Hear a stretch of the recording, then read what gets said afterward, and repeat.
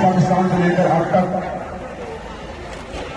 قوم کے ساتھ حکمرانوں نے جو ظلم و ستم کیا ہے وہ کسی سے بھی پوشیدہ نہیں ہے، اور اس وقت قوم سے جن حالات کا سامنا کرنا پڑ رہا ہے، مہنگائی نے کمر توڑ دی ہے اور غریب کے لیے جینا بھی مشکل کر دیا ہے، اور حالات جو ہیں وہ بتا رہے ہیں کہ ایک طبقہ جس کے کتے بھی یہاں ناز سے پلتے رہتے ہیں، ایک طبقہ جس کے بچے بھی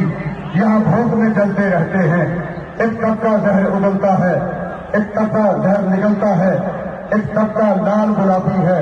ایک درد خزاں میں ڈھلتا ہے، ایک طبقہ محل میناروں میں، ایک طوفاں کے دھاروں میں، ایک طبقہ ہے جاگیروں میں، ایک جکڑا ہے زنجیروں میں، یوں تیز جگر کے تار لگے،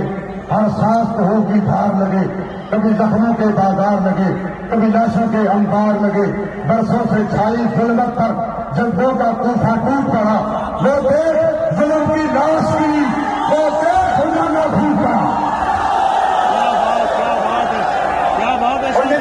میرے جذبات کی ہوں میں بیٹھ کر بات نہیں کرنے لگا، یہ فتنہ ایک صدی نہیں نکالتا، یہ فتنہ بڑے صغیر کا ایک صدی پوری نہیں کرتا، یہاں خون کی نقیت رہتی ہے، یہاں لاشیں رہتی ہے، انقلاب رہتا ہے، اور انشاءاللہ اب ظلم کی راہ چلنے والی ہے، اور ظلم کا فیصلہ اب ہونے والا ہے، اسلام کا پرچم لہرانے والا ہے، افغانستان پر اسلام کا پرچم لہرا چکا ہے، اور انشاءاللہ ملک پاکستان پر یہ صدی پوری نہیں ہوگی اور اسلام کا پرچم لہرائے گا انشاءاللہ۔ ایسا بھی وقت آئے گا کہ کون رمضان تعظیم کریں گے، ضرور کہیں گے دیوانے وہ اہل قلب تسلیم کریں گے،